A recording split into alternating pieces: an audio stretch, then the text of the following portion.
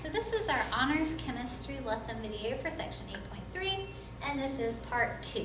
So in part 1, we discussed the possible shapes using the VSEPR theory for electron domains 2 through 4, and so today we're going to cover electron domains 5 and 6.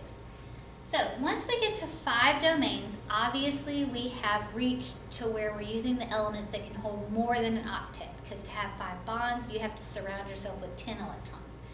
So one example is PCl5. Remember in previous videos I told you that P, as some of the halogens and noble gases, can tend to surround with more than an octet. However, you do have to at least be in the 3rd energy level, so you have the D sublevels to pull from. So let's say we have 5 bonding and 0 non-bonding. That would look a little something like this. So again, at this point, I cannot draw this as a flat shape anymore. This is called Trigonal Bipyramidal, because if you look, the middle is like a triangle, and then you have a pyramid on the top and a pyramid on the bottom. So Trigonal Bipyramidal. So to draw this thing, you can get a bunch of them in the plane together. So here, let's look at this picture right here. Well, I don't like that because that has a bond angle. So let's look at this picture. All right, so see, I can get the P in the middle, this seal, and this seal all in the same plane. So see how it's drawn all in the same plane? However, this seal is poking out towards y'all. So remember, I told you you need to draw a darkened, thick triangle as your bond. And this seal is pointing back into the board. So we draw a dashed line to show that. Okay, and so this is what PCl5 would look like. Now the important thing about PCl5 is it has 2 different bond angles. The bond angle between the 3 in the middle and the top or bottom is 90. So there's a 90 degree, there's a 90 degree.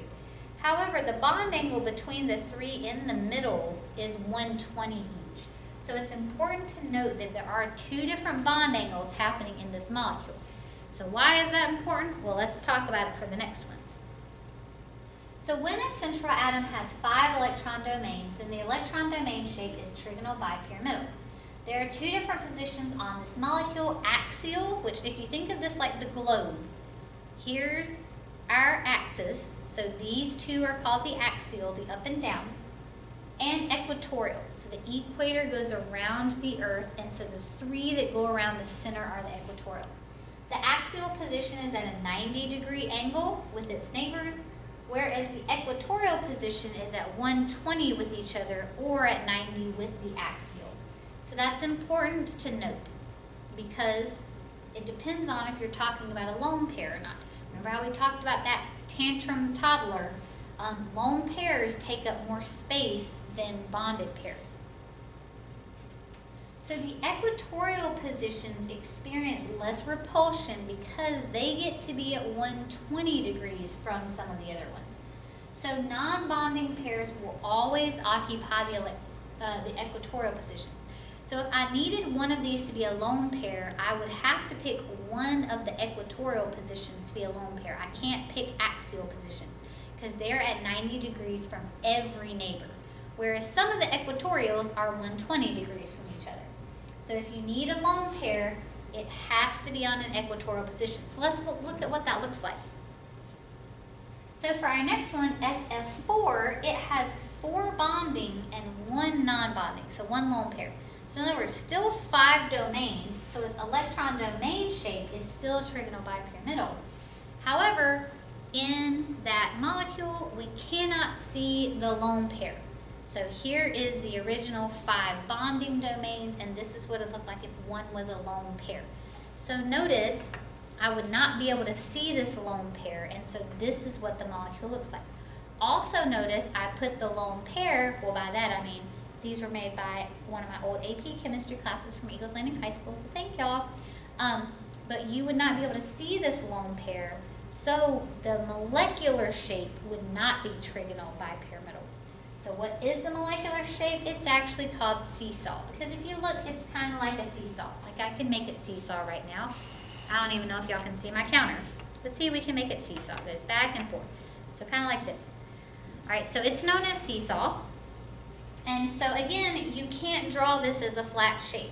So when you do a seesaw molecule, usually you will put your two axial atoms, your central atom and your lone pair in the same plane. So see how those are all lined up. Then we have one F coming towards y'all. So we do that thicker triangular bond. And then we have one F going back into the board. So we have our dashed line. And so that's what that would look like. So again, because there are 5 domains, it's electron domain geometry is trigonal bipyramidal, but because one's a lone pair, the molecular then becomes seesaw. All right, so let's move on. What if we had another lone pair? So ClF3 has 3 bonding and 2 non-bonding. Okay, so it's going to look kind of like this right here. So remember, if you need to put lone pairs, they have to be on the equatorial positions. So this would look a little something like, oh, where's my T-shaped? Oh no, I don't think I have a T-shaped one. Yeah, I'm looking, oh no, okay, I think I've lost my T-shaped one. Okay, we're gonna have to pretend here real quick for T-shaped. All right, so pretend as though this right here is another lone pair. So here, let me cover it up. Okay, so we have another lone pair coming up here. Oh, that's so sad. I'm gonna have to make another one. And I didn't even make these, so I don't have any of this stuff. All right, so if you look, if we have 2 lone pairs, which again have to be on the equatorial position, you can see that what we're left with on the molecular level, because remember, you wouldn't see the lone pairs, is a T-shape. So that's where you get T-shaped from. So in other words, it ends up being like this right here. But of course, there would be a second lone pair. Remember, we're having to pretend, because apparently, I guess in my move here, something happened to my T-shaped one. So the important thing to remember about T-shaped is, of course, you have to put your lone pairs on the equatorial position. And you can actually draw T-shaped all in the same plane, because remember, it's not really important about whether or not you make your lone pairs 3D. So you can see you can draw it in the same plane, or you're more than welcome to draw it 3D if you would like. So let's look at our last option for 5 domains. So your last option for 5 domains, like in I3 negative, is to have 2 bonding and 3 non-bonding. Okay, so again, we still have 5 domains, 2 bonding, 3 non-bonding. The 3 non-bonding must go on the equatorial positions. Okay, so our electron domain shape is still trigonal bipyramidal, just like all the rest of them with 5 domains. But because all the equatorial positions are lone pairs, we wouldn't actually see them. So if you think back to the beginning of the last video, this shape is linear again. And so you can draw linear all in the same plane. So you don't actually have to make this one look 3D. But again, the important thing is your lone pairs are all in the equatorial positions, not the axial positions. All right, so those are your options for 5 domains. You have your trigonal bipyramidal. If you have 1 lone pair, you have seesaw. If you have 2 lone pairs, remember we're having to pretend, you have T-shaped. And if you have 3 lone pairs, you are back to linear.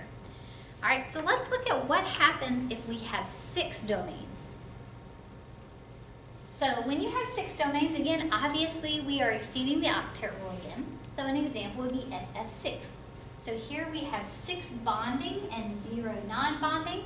So it would look a little something like this. So what you have is 1 up, 1 down, 2 coming out towards y'all, and 2 going back towards the board. That's what it looks like. So I cannot draw this all on one plane. So it's called octahedral, even though it's surrounded by 6, the 8 comes as if we put a plane on each of these and close it in, it would make an octahedron. And so that's where octahedral comes from. So when you're trying to draw this thing, if you look, you can get these 3 in the same plane. So see how the S and 2 F's are in the same plane? But then when that happens, these 2 are pointing out towards y'all. So that's why we have those darkened triangle bonds to show those 2 are coming out. And these 2 are going back in the board. So that's why I have the dashed lines to show that. So again, whenever you have 0 non-bonding, your molecular and electron domain shape is always the same. So molecular shape octahedral, electron domain shape octahedral. All right, so let's look at what happens when we have a lone pair. All right, so here we have BRF5. So BRF5 has 5 bonding and 1 non-bonding. So it looks a little something like this. Okay, we have 5 bonding, 1 non-bonding. Now on an octahedral, because all of them have 90-degree angles, it doesn't matter where you put the lone pair like it did on the 5 domains, because they're all the same bond angles. All right, so this one, the molecular shape is called square pyramidal, because again, we would not be able to normally see that lone pair.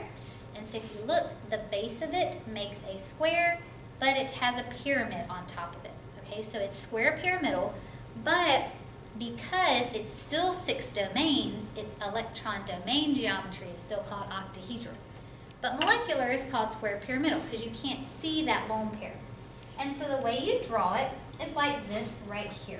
Okay, I can fit the lone pair, the central atom, and this atom in the same plane, so you can see this right here. But then these 2 atoms are coming out towards y'all, so you can see I have my darkened bonds. And then these 2 atoms are pointing back into the board, so you can see I have my dashed lines there.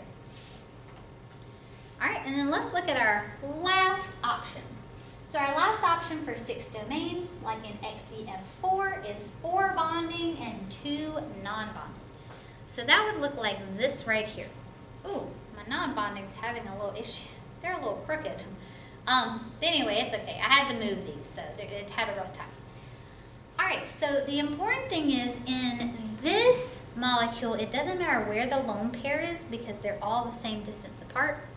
But in this one, the lone pairs take up the most room, so they have to be opposite one another. Like you can't put the lone pairs next to each other because they take up the most room. Okay, so this electron domain shape is still octahedral because there's still 6 domains, 4 bonding, 2 non-bonding. But since 2 of them are non-bonding and I can't see them, this is called square planar. Because if you look, it makes a square, and if you look, it's all in the same plane. So it's called square planar. So the best way to draw this would be like this. You can put your electron pairs and your central atom in the plane. Then you have 2 fluorines pointing towards y'all, so they have the darkened bonds, and 2 fluorines pointing back towards the board, so they have the dashed lines.